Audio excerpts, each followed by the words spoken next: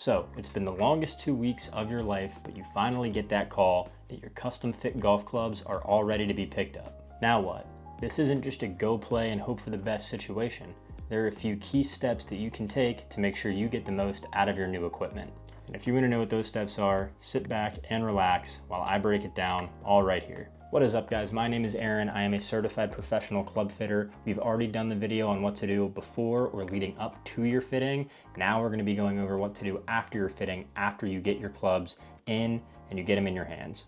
As a club fitter, I see it all the time, people going about it the wrong way when they first get new clubs, and it leads to a little bit of disdain or maybe you getting off to that relationship on the wrong foot.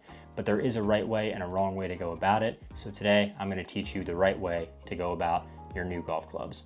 So tip number one is going to be range before course. Your first time hitting your new golf clubs should not be on the golf course trying to hit it to a pin or trying to hit it off a tee box.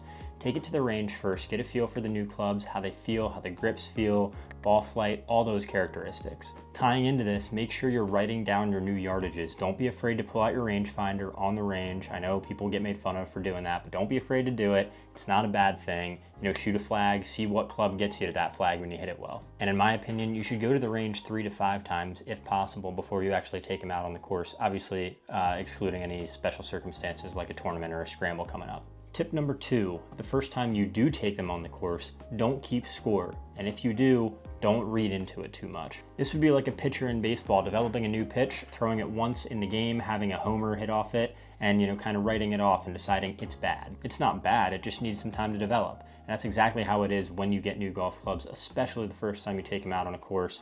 Going to the range is one thing, but when you actually get out on a real physical golf course and you're trying to hit it to a pin, you're trying to not hit it to a certain side, all that stuff, it's very, very different. So honestly, I'd say your first about 5 to 10 times, don't read too much into the score. Let that develop. Let your relationship with your new golf clubs develop. And the more you play, the more you get used to them, then you can start worrying about, the actual scoring aspect. Tip number 3, and this kind of ties into tip number 2, would be the first time you do take them on the course, try and make sure it's a course that you're very familiar with. This way you can compare, maybe into a par 3, what you used to hit or what you hit now, how it reacts on the green, because chances are you know how those greens are going to react. Even into fairways and stuff like that, you can figure out ball flight. Maybe there's an aim point you had on a certain hole. If you stick to that aim point, where does the ball go off that aim point? Tip number 4, and this would just be a general guideline to new clubs, it would be expect and be okay with growing pains.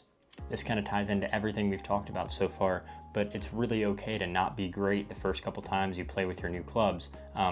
Chances are you won't be. A personal example I have would be before my first set of fitted irons, I was in a very generic set of speed blades from TaylorMade with senior flex shafts in them. They were not right for me at all. So over the years, my body had unconsciously been fighting that equipment that wasn't right for me. So when I got that new set of blades that were right for me, or not blades, sorry, not blades, I do not play blades.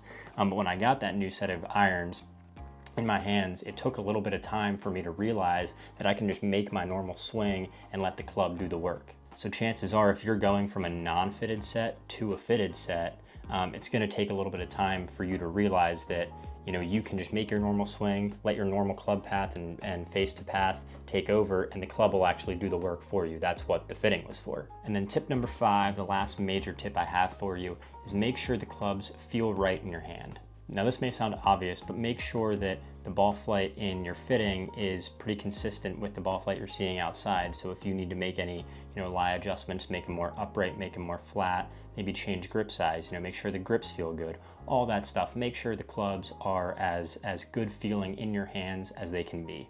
And for this tip, there is no right or wrong. Hopefully they feel great in your hands as soon as you get them. Hopefully, the grips you picked, the lie angle the fitter puts you in is exactly right. I'm sure most of the time it is, but there are some times or some instances where maybe you get them out to the range or on the course and it's a little bit different ball flight than you were seeing in your fitting.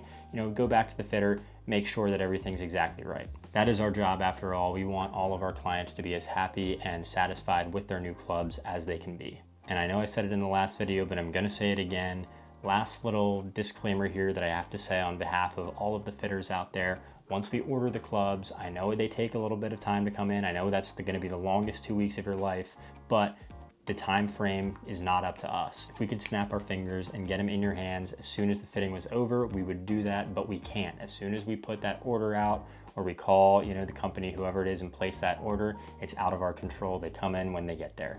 I know that sucks. I remember before I was a fitter, when I was waiting for my new driver to come in, it came in about a week and a couple days, and it felt like it was 2 months. So please be patient with the fitters. We will call you as soon as the clubs come in, and then they are all yours. So yeah, getting custom fit is a huge step in getting your game exactly where you want it, but what you do after the fitting matters just as much.